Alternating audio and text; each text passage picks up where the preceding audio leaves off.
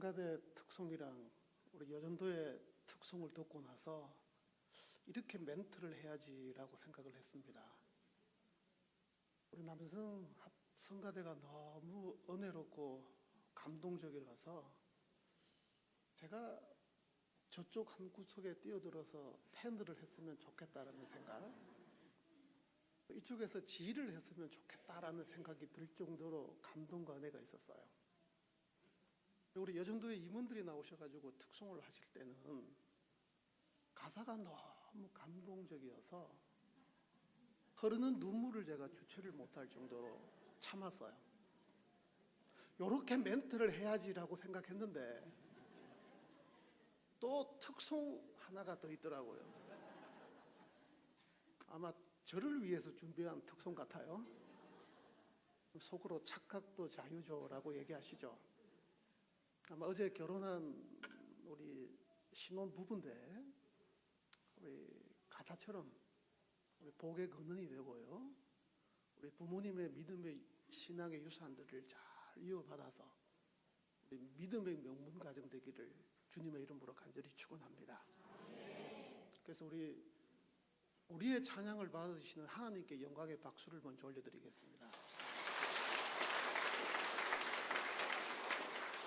그리고 우리 성가대, 우리 여전도의 우리 임원들, 우리 한 해 동안 더욱더 봉사 열심히 잘 하라고, 그리고 우리 특성한 신혼부부 행복하게 잘 살라고 격려와 축하의 박수를 해주시기를 바랍니다. 우리 옆에 계시는 분들이랑 서로 인사를 나눕시다. 우리 참 잘 오셨습니다 라고 인사를 합시다. 우리 잘 믿고 잘 삽시다 라고 인사를 합시다. 우리 한 번 더 인사를 합시다. 우리 바르게 믿고 바르게 삽시다 라고 인사를 합시다. 우리 앞으로 좋은 일이 있을 겁니다 라고 축복을 나눕시다.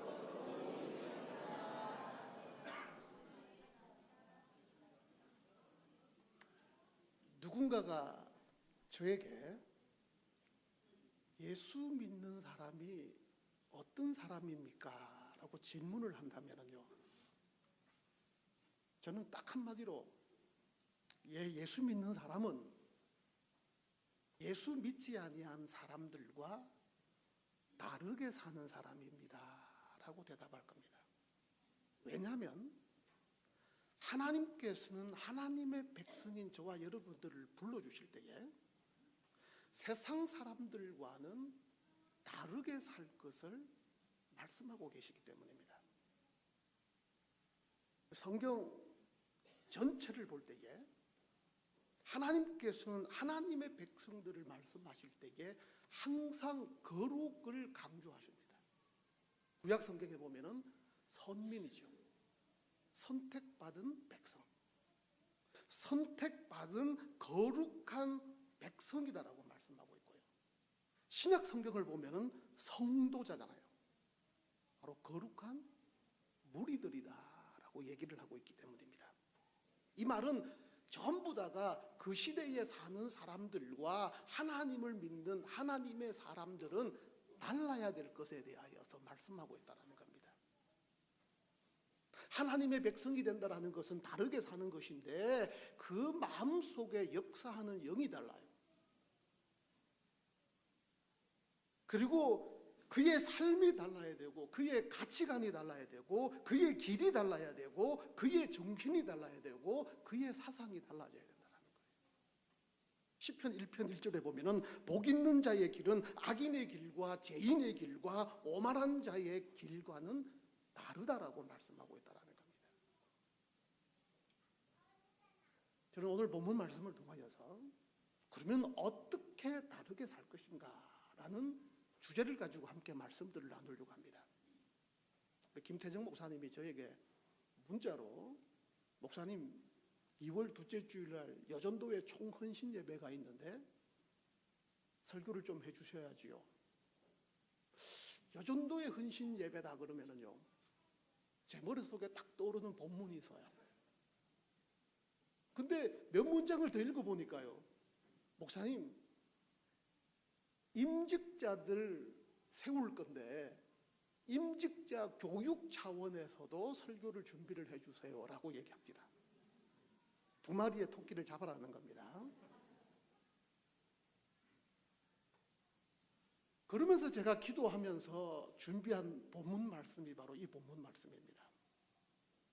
오늘 성경 본문 말씀 속에 한 사람이 등장하고 있습니다. 이 사람에 대한 하나님의 평가가 나옵니다. 여러분들, 사람들의 평가는요, 지극히 상대적일 수 있고 지극히 주관적일 수 있어요. 하지만 하나님의 평가는 절대적이잖아요. 절대적인 그 하나님의 평가가 이 사람은 다르게 사는 사람이다라고 말씀하고 있는 거예요. 우리 본문 말씀 다시 한번 읽어볼까요? 시작. 그러나 내 종 갈렙은 그 마음이 그들과 달라서 나를 온전히 따랐은즉 그가 갔던 땅으로 내가 그를 인도하여 드리리니 그의 자손이 그의 땅을 차지하리라. 하나님께서 갈렙에 대하여 평가를 하기를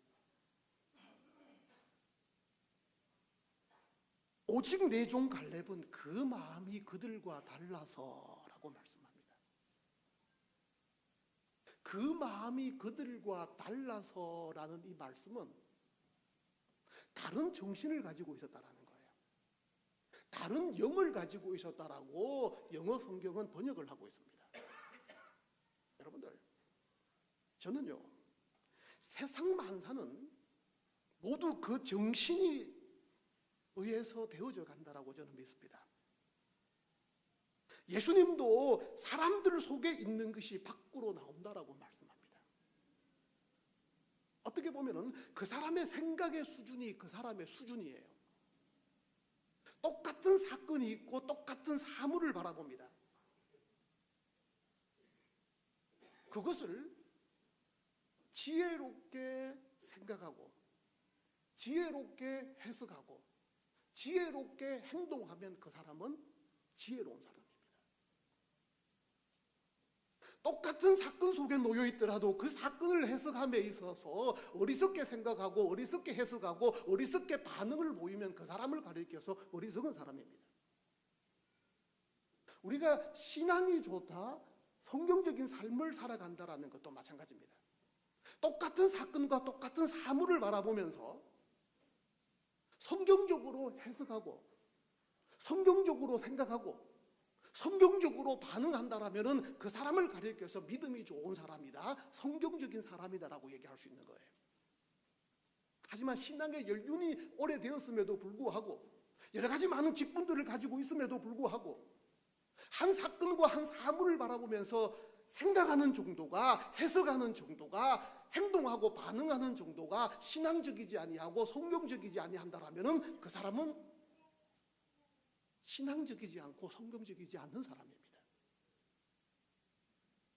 생각하는 것이 얼마나 중요한지에 대해서 제가 몇 가지 예를 들어서 설명하겠습니다. 제가 컵을 저쪽에 놔뒀는데요, 컵에 물이 절반이 있다고 합시다. 부정적인 생각을 가지고 있는 사람은요, 똑같은 컵을 바라보면서 물이 컵에 절반밖에 없네, 불평할 수 있어요. 불만족할 수 있어요. 다른 생각을 가지고 있는 사람은요, 컵에 물이 절반이나 가득 차 있네, 오히려 감사하면서 긍정적으로 해석하고 긍정적으로 반응을 보일 수 있다는 겁니다. 여러분들 혹시 광수생각이라는 4컷짜리 만화를 혹시 본 적 있으십니까? 제가 그 만화를 한때는 유심히 많이 봤어요. 근데 그 광수생각 만화 중에 이런 얘기가 있어요. 어떤 아이가 굉장히 중요한 시험을 앞두고 열심히 공부를 하고 있어요. 근데 볼펜을 돌리잖아요. 볼펜을 돌리다가 그만 볼펜이 책상에서 땅으로 떨어져 버렸어요. 그 순간 이 아이의 표정이 백지장처럼 변해요. 왜요? 불길한 예감이 생겨요. 왜요? 이번 시험은 큰일 났다는 거예요. 볼펜이 책상에서 땅으로 떨어졌기 때문에 이번 시험 떨어졌다는 거예요. 근데 그 현장을 목격한 지혜로운 친구가 옆에 가서 어깨를 두드리면서 격려하기를, 걱정하지 마, 이번 시험 붙어서. 왜냐하면 볼펜이 책상에서 땅으로 떨어진 게 아니라 붙었잖아. 여러분들 똑같은 사건을 바라보면서 어떻게 생각을 하고 어떻게 해석을 하고 그 생각과 해석을 토대로 하여서 어떻게 반응하고 행동하느냐라는 것은 굉장히 중요한 겁니다. 오늘 본문 말씀을 조금 이해를 하기 위하여서는요, 역사적인 배경이 필요합니다. 이스라엘 백성들이 애굽에서 430년 동안 종살이를 했습니다.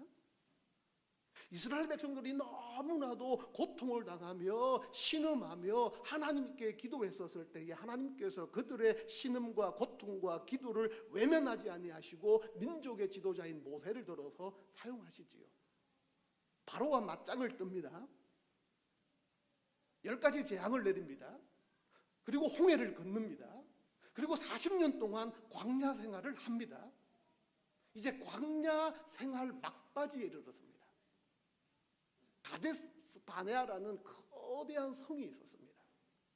그 성을 점령하고 넘어가야 하나님께서 약속하신 젖과 꿀이 흐르는 가나안 땅에 입성하게 되어집니다. 민족의 지도자들이 모였습니다.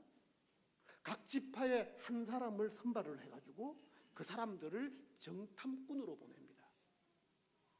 40일 동안 충분히 정탐을 하고 돌아왔습니다. 그리고는 민족의 지도자들과 백성들 앞에 결과 보고를 합니다. 10사람이 이렇게 보고를 하지요. 40일 동안 그 땅을 살펴보았더니 그 땅이야말로 정말로 비옥한 땅이더라. 하지만 그곳에 거주하고 있는 사람은 신장이 거대한 자들이고 그들에 비하면 우리는 메뚜기와 같은 존재고 그들이 지니고 있는 성벽은 너무나도 높고 견고하고 그들이 가지고 있는 군사력은 너무나도 대단하기 때문에 우리가 싸우면 백전백패다라고 보고를 합니다. 그 소리를 들은 이스라엘 백성들이 어떻게 해석을 하고 어떻게 반응을 합니까? 슬피 울며 울부짖습니다. 그리고 나중에는요, 새로운 장관을 뽑아서 다시 애굽으로 돌아가자라고 얘기를 합니다. 그때 두 사람이 등장하지요. 누구예요? 누구예요? 네, 우리 한절교회 상당한 수준을 갖고 계시네요. 그때 이 두 사람이요, 아마 영어로 얘기를 했으면 just moment일 거예요. stop이에요. 앞에 10사람이 결과 보고를 한 것이 맞습니다. 맞고요. 그 이후에 중요한 고백을 합니다. 하나님이 우리와 함께 하시면, 하나님이 우리를 기뻐하시면 그들은 우리의, 예전 성경은 밥이다, 요즘 성경은 먹이다라고 얘기를 해요. 이걸 만약에 제자가 번역했다라면요, 식은 죽 먹기다라는 거예요. 비록 가데스 바네아 사람들이 신장이 거대하고 그들이 가지고 있는 전투력이 대단하지만 그럼에도 불구하고 살아계신 하나님께서 우리와 함께 하시면, 살아계신 하나님께서 우리를 기뻐하시면 백전백성이다라는 겁니다. 사랑하는 성도 여러분들,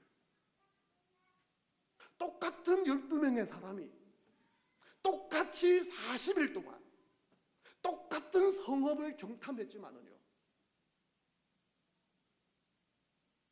어떤 생각을 가지고 어떻게 해석을 하고 어떻게 반응하고 행동하느냐가 이처럼 차이가 난다는 겁니다. 사랑하는 성도 여러분들,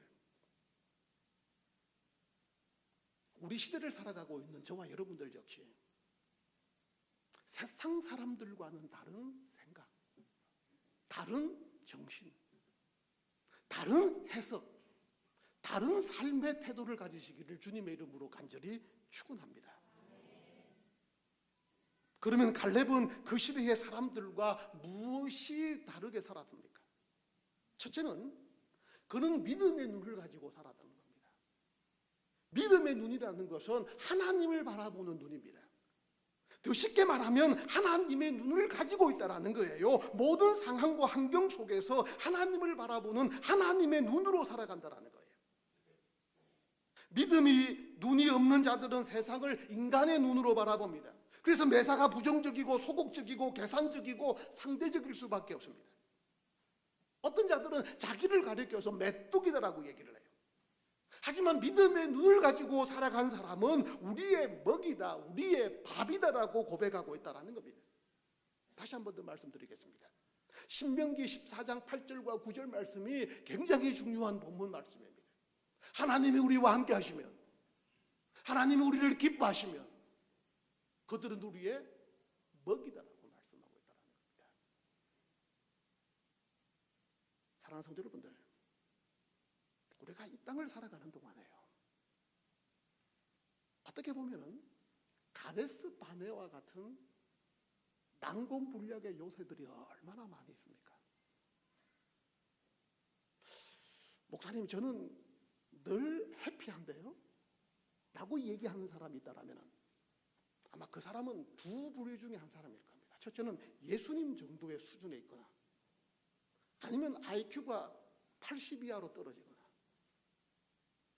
어떤 분들은 예수 믿으면 어려움과 고난과 장애와 시련과 시험이 없다라고 얘기를 한다면 그 사람은 이단입니다. 오히려 예수 믿기 때문에 시련과 고난과 고통이 더 올지도 모릅니다.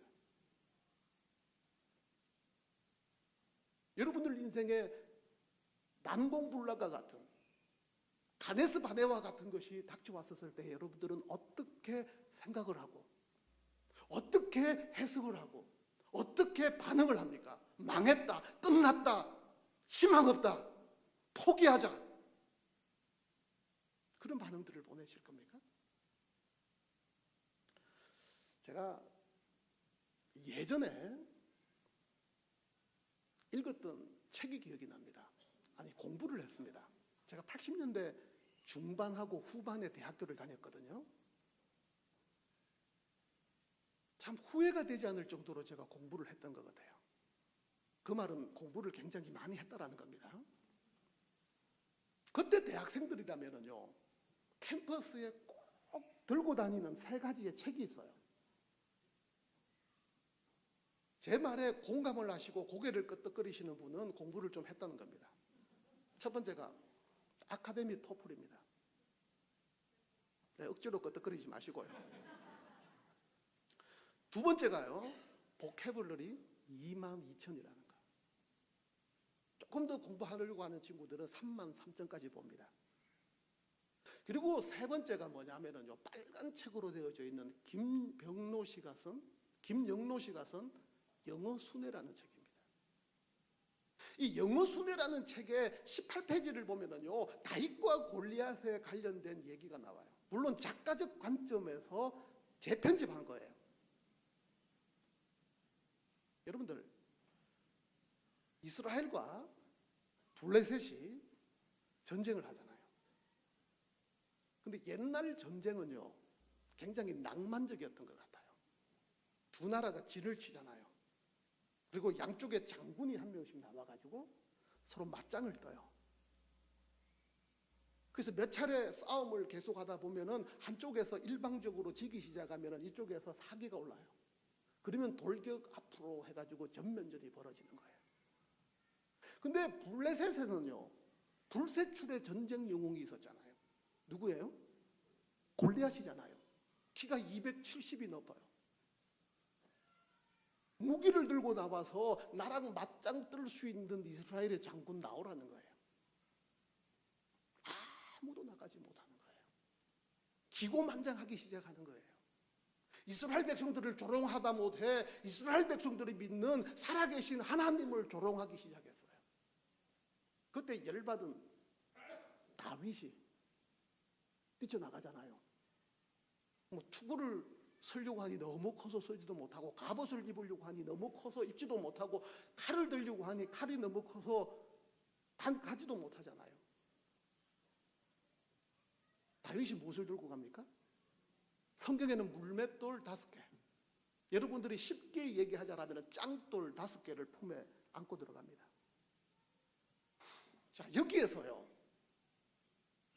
그 책에는 어떻게 얘기를 하느냐면요, 이스라엘 백성들이 골리앗을 바라보면서 He is so big.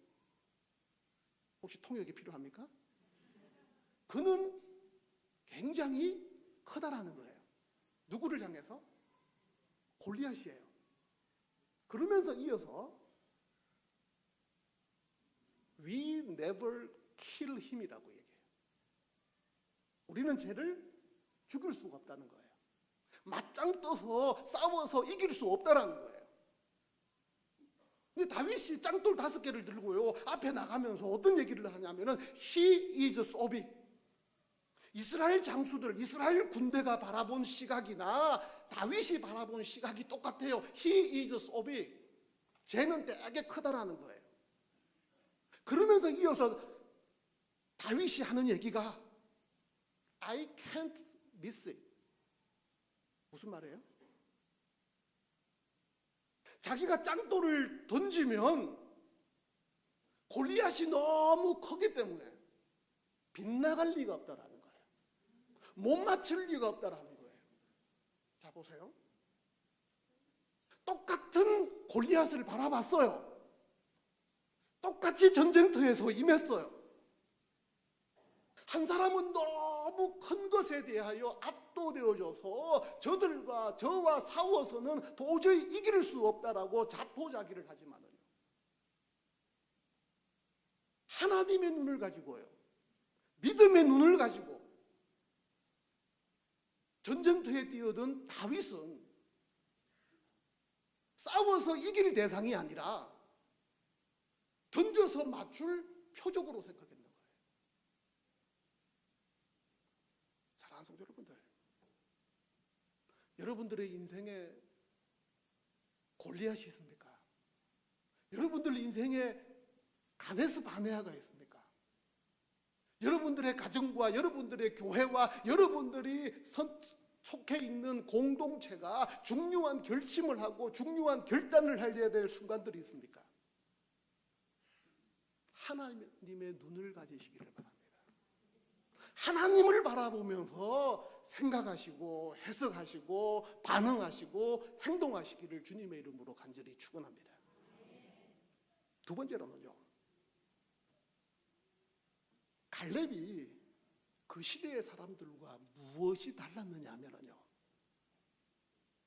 하나님만을 온전히 따랐다라고 말씀합니다. 우리 본문 한 번 더 읽어볼까요? 시작.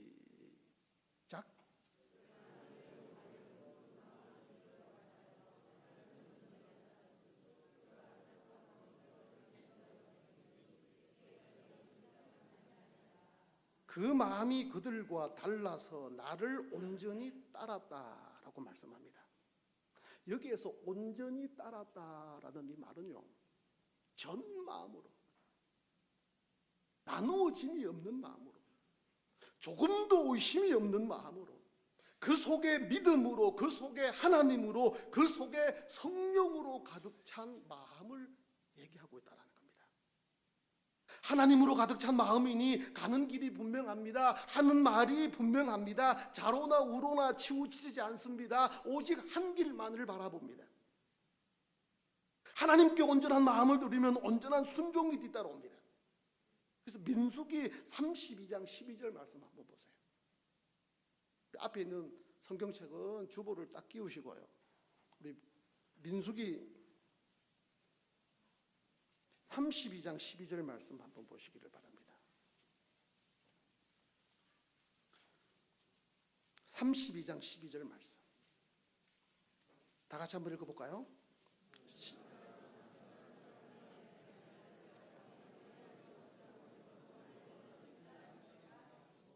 자, 보세요. 14장 24절에 있는 말씀이나 32장 12절에 있는 말씀이나 그러나 그니스 사람 여분의 아들 갈렙과 눈의 아들 여호수아는 여호와를 온전히 따랐다라고 말씀합니다. 시간이 제법 지나갔습니다. 세월이 제법 흘러갔습니다. 그럼에도 불구하고 갈렙은 한결같이 여호와 하나님을 온전히 따랐다라고 성경은 기록하고 있다는 겁니다. 저는 이 성경 두 구절을 읽고 묵상하는 가운데에 공통점 중에 하나가 뭐냐면요, 그러나라는 말씀이 있잖아요. 그러나라는 말씀이 무슨 말입니까? 그 시대의 많은 사람들은 하나님을 외면하고 하나님을 온전히 따르지 못하고 하나님께 순종하지 못하고 하나님께서 원하시는 길을 걸어가지 못했을지라도, 그러나 갈렙은 여호와 하나님을 온전히 쫓았다라고 말씀하고 있습니다. 여러분들, 사람들은요 늘 한결같이가 쉽지 않아요.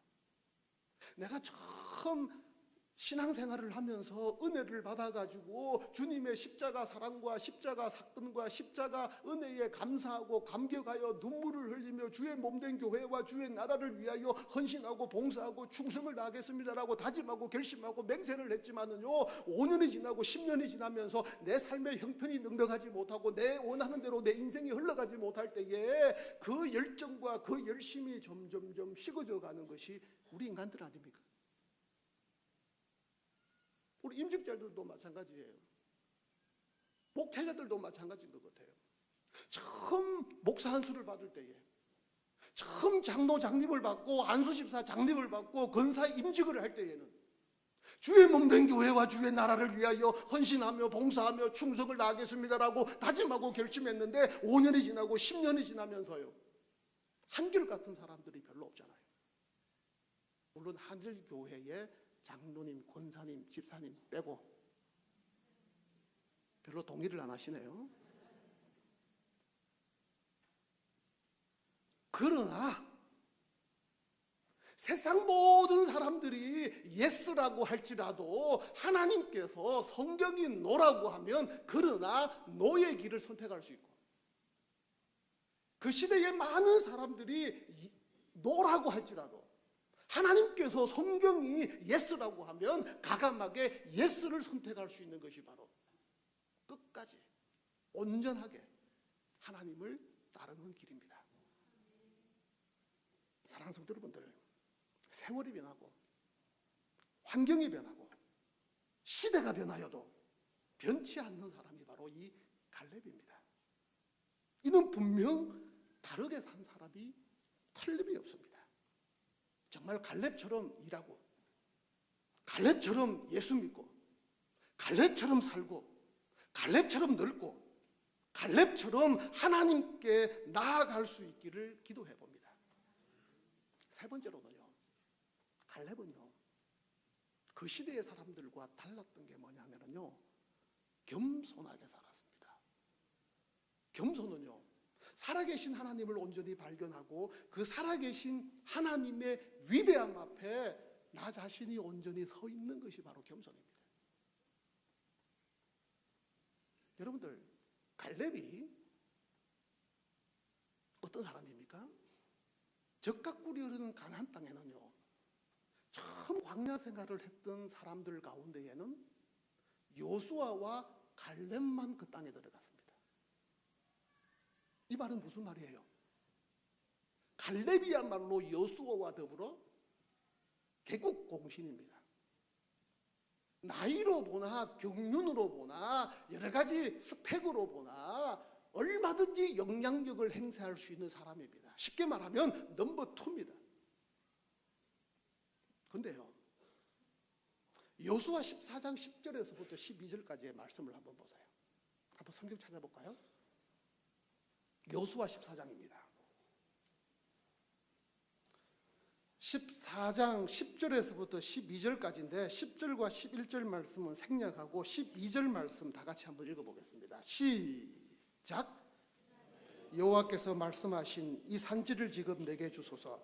당신도 그날에 들으셨거니와 그곳에는 아낙 사람이 있고 그 성읍들은 크고 견고할지라도 여호와께서 나와 함께 하시면 내가 여호와께서 말씀하신 대로 그들을 쫓아내리이다 하니라. 여러분들, 이 고백이 갈렙의 말년의 고백입니다. 갈렙이 40세 때 가데스 바네아에 정탐꾼으로 들어갔습니다. 그리고 나서 45년이 지났습니다. 갈렙이 85세가 되어졌습니다. 이때 유명한 말을 남기잖아요. 이 산지를 내게 주소서라고 얘기하잖아요. 그래서 우리가 이 산지를 내게 주소서라는 찬양도 있잖아요. 근데 여러분들, 이 산지를 내게 주소서라는 이 말의 의미는요, 여러 가지 의미가 복합적으로 맞물려 있어요. 여러분들, 농경시대나 목축시대 때는요, 비옥한 땅을 선호하잖아요. 그죠? 아닙니까? 자, 농사를 지어요. 목축업을 해요.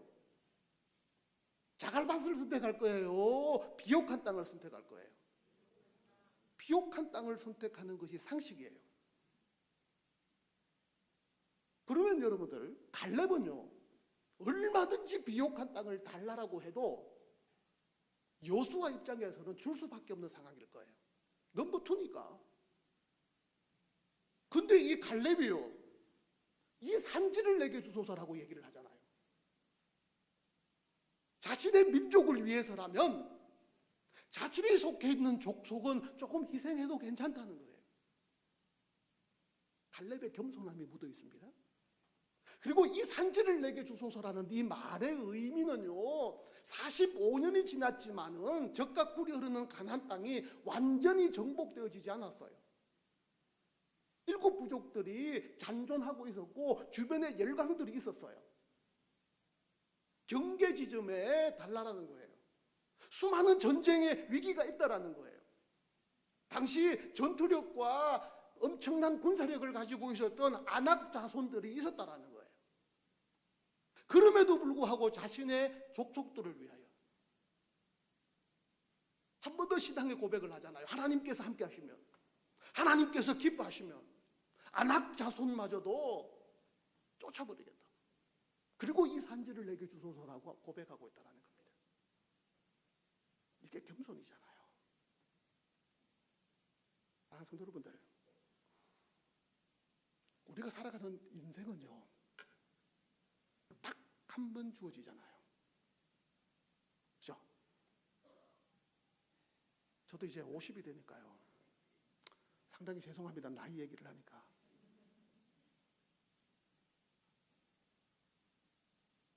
이 말의 의미가 더 깊이 와닿아요.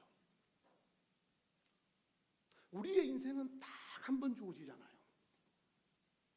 그러게 아무렇게나 대충 구겨져 살 수 없잖아요. 그러기에 대충 살 수는 없잖아요.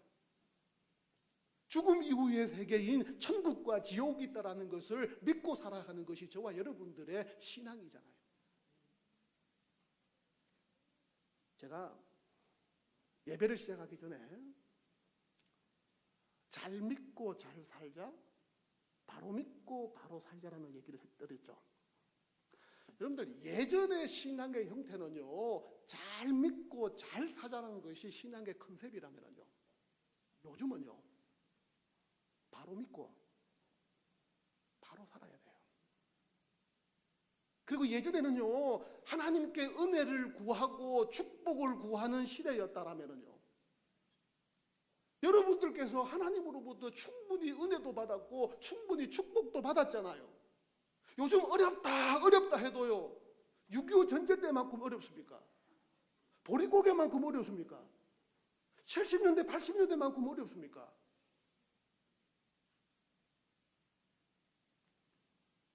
이제는요, 바로 믿고 바로 살아야 됩니다.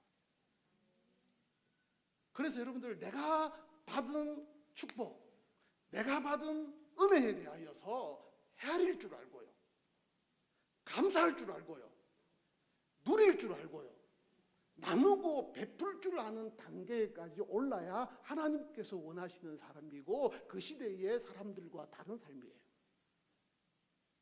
제가 요즘 늘 설교할 때마다 이 말씀 가지고 늘 설교를 합니다. 그러다가 어느 날 갑자기 제가 어느 목사님의 칼럼을 우연찮게 봤어요. 아마 선한목자교회 유기성 목사님 아시죠? 그분이 우연찮게 존 파이프 목사님의 설교 테이프를 들었대요. 저는 개인적으로 존 파이프 목사님을 굉장히 좋아합니다. 그분의 책을 굉장히 많이 읽습니다. 유기성 목사님의 칼럼 가운데에 존 파이프 목사님의 설교 내용을 요약합니다. 이 존 파이프 목사님이 청년 대학생들을 모아놓고 집회를 하는 설교 실황입니다. 그때 이렇게 설교를 합니다. 대부분의 많은 그리스도인들이 꿈꾸는 행복한 삶은 돈을 많이 벌고 직장에서 성공하고 자녀들이 잘 되고 건강하게 은퇴한 이후에 안락한 삶을 살다가 천국 가는 것이다라고 얘기를 해요. 동의하십니까? 덧붙여서 이분이 설교를 하기를 그것이 정말 행복하고 정말 성공적인 삶일까요? 라고 질문을 합니다. 그러면서 이러한 삶을 행복이라고 여기는 것은 가장 불행하고 가장 슬픈 일입니다라고 얘기를 합니다. 그러면서 얼마 전에 있었던 비극적인 소식 하나를 얘기를 합니다. 카메룬에서 의료 선교를 하는 두 자매, 말이 자매지 80이 되는 여성분입니다. 한 분은 의사하고 한 분은 간호사입니다.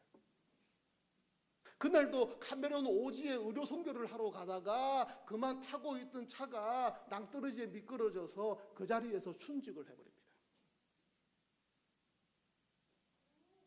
평생 독신으로 오직 한 가지 일, 주님의 마음을 품고 불쌍하고 고통스러운 삶을 살았던 여인이었습니다. 그러면서 존 파이프 목사님이 이 두 사람의 죽음을 얘기를 하면서 이들의 죽음이 과연 비극입니까? 라고 질문을 합니다.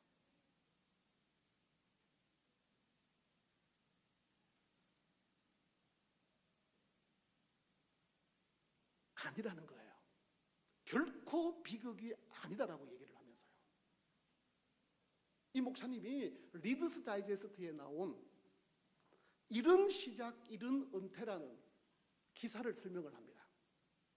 한 부부가 남편이 60세 때, 부인은 52세 때 은퇴를 합니다.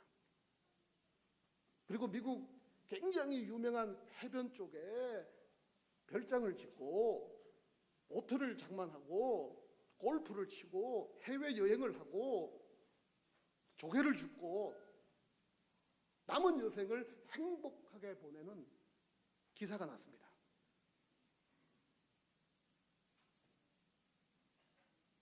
이 존 파이프 목사님이 이들의 삶을 소개하면서 여러분 이것이야말로 비극이다라고 얘기를 합니다. 안타깝게도 수많은 사람들이 이러한 비극적인 삶을 동경하고 있다는 거예요. 온갖 매스컴들이 이러한 삶을 행복이라고 부추기고 있어요. 심지어 강단에서 외치는 목사님들의 설교조차도 그러한 삶을 동경하고 그러한 삶을 가르치고 있어요.